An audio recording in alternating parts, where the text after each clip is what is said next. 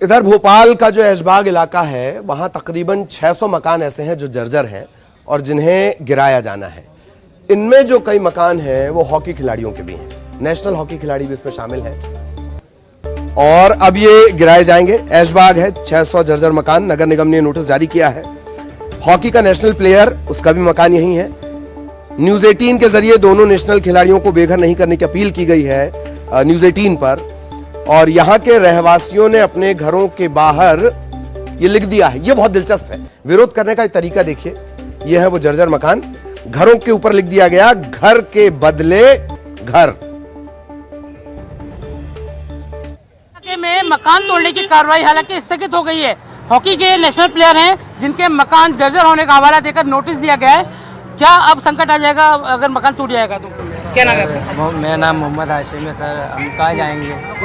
हमारे पास रहने की कोई दूसरी जगह ऑप्शन नहीं है। नोटिस कब दिया गया था? नोटिस सर हर साल नोटिस देते हो, तो 4-5 साल से नोटिस दे रहे हैं। हमारा साथ लिखा आपने सर नोटिस देने के बगैर हमें अपना दूसरा घर भी तो चाहिए। अपना हॉकी के प्लेयर है नेशनल? मैं हॉकी का नेशनल प्लेयर हूँ सर। 8-10 में नेशनल खेल चुका हूँ। हमारे पास गोल्ड मेडल भी है, हम 4-5 गोल्ड मेडल है हमारे पास, मगर सरकार हमारी सुन ही नहीं रही। तो कहाँ विस्थापित किया जाएगा, कुछ आपको उम्मीद? हमें कोई उम्मीद ही नहीं है। ये नगर निगम बोल ही नहीं रही हमसे कि कहाँ शिफ्ट करना है, बस कह रही है कि 30 तारीख को आप क्वार्टर खाली कर दो। क्वार्टर खाली करके जाएँ कब फिर हम? आपका क्या नाम है? मेरा नाम सौरभ पसीन है। आप भी हॉकी के प्लेयर? हॉकी प्लेयर हूँ, इंटरनेशनल प्लेयर हूँ मैं। बेघर हो जाएंगे तो फिर कहाँ जाएंगे? पहली बात तो वैसे ही बेघर है सर। हम लोग के ना मम्मी पापा है ना कोई, घर में कोई नहीं, अकेले हम लोग अकेले अपना दुकान चलाते हैं, घर की दुकान, मतलब हमारे घर में ही दुकान है छोटी सी, उसमें चला के अपना रोजगार करते हैं सब कुछ। और अब हमारे घर भी टूट जाएंगे तो हम करेंगे क्या? अब तो देश के लिए गौरव की बात हो, तो आप लोग की बात नहीं सुनी जा रही? हम सबके पास जा के थक गए। अब हमारी कोई सुनने के लिए राजी नहीं। के पास भी गए, सब लोगों के पास जा के थक गए। ये हैं हॉकी के नेशनल प्लेयर जो ऐशबाग इलाके में ही रहते हैं और यहाँ पर अब एक ही मांग उठ रही है कि तकरीबन 600 ऐसे जर्जर मकान हैं जिन्हें तोड़ने के लिए निगम ने नोटिस थमा दिए हैं।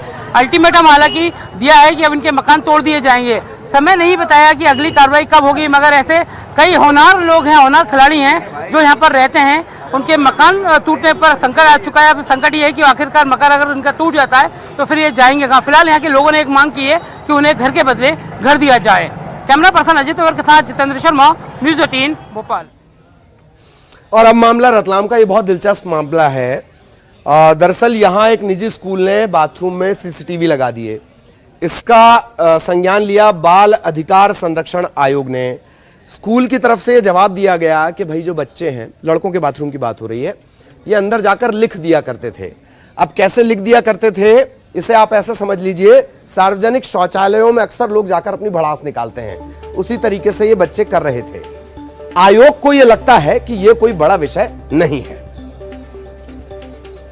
यहाँ पर आज हमने सेंट जोसेफ स्कूल का निरीक्षण किया है और स्कूल में बाकी चीज़ें तो हम संतुष्ट हैं। जो मामला था कैमरे को लेके, तो प्रिंसिपल का ये कहना है कि बच्चे कुछ अपशब्दों का इस्तेमाल कर रहे थे, लिख रहे थे दीवार पर। इस उद्देश्य को लेकर ये सीसीटीवी कैमरे उन्होंने लगाए थे, जिसको तत्काल उस समय संज्ञान में आने के बाद जो प्रशासन के संज्ञान में आया और उनको जो सूचना मिली उसके बाद उन्होंने हटा दिए हैं। और मैं समझता हूँ कि मैंने भी इसमें बारीकी से देखा तो कई बच्चे अपशब्दों का इस्तेमाल करते हैं। टेबल पर भी अभी मैंने कुछ ऐसी चीज़ें देखी गई जो अच्छी बात नहीं है, जो बड़े बच्चे लिख दे।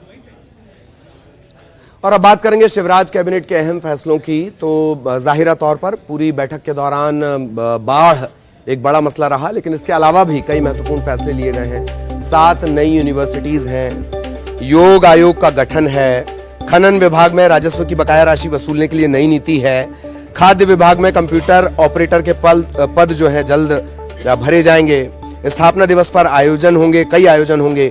थॉमस कप में पदक जीतने वाले खिलाड़ी हैं प्रियांशु राजावत, इन्हें 10 लाख की प्रोत्साहन राशि दी जाएगी।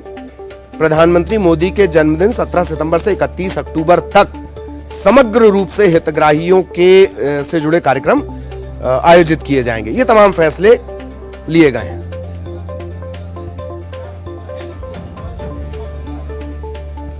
बैठक में सभी कलेक्टर्स को विगत दिनों माननीय मुख्यमंत्री जी ने निर्देशित किया था कि जो अतिवृष्टि के कारण जो हानि हुई है उसका उचित सर्वे किया जाए। आज उस योग आयोग के गठन के अनुसमर्थन भी इस कैबिनेट की बैठक में किया गया है। उसके साथ ही मध्य प्रदेश निजी विश्वविद्यालय संशोधन विधेयक 2022 के माध्यम से आज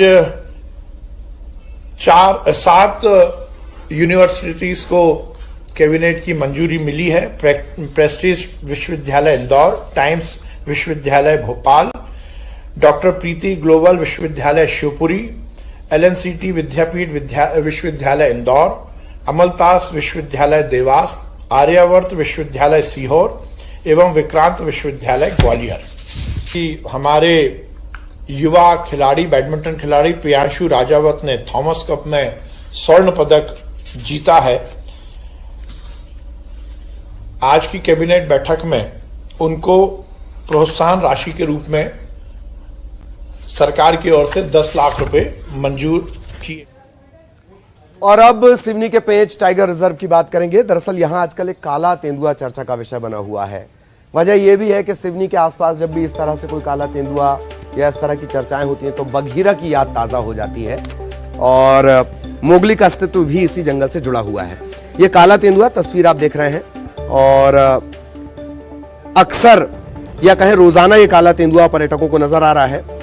इस बार भी एक दूसरे तेंदुए के साथ ये चहलकदमी करता दिखा है। इस दुर्लभ काले तेंदुए को सफारी के दौरान देखा गया, वीडियो सामने आया है, सोशल मीडिया पर जमकर वायरल हो रहा है और जाहिर तौर पर सैलानी पर्यटक वो इसे बघीरा, जैसा मैंने कहा, बघीरा इसे नाम दिया गया है।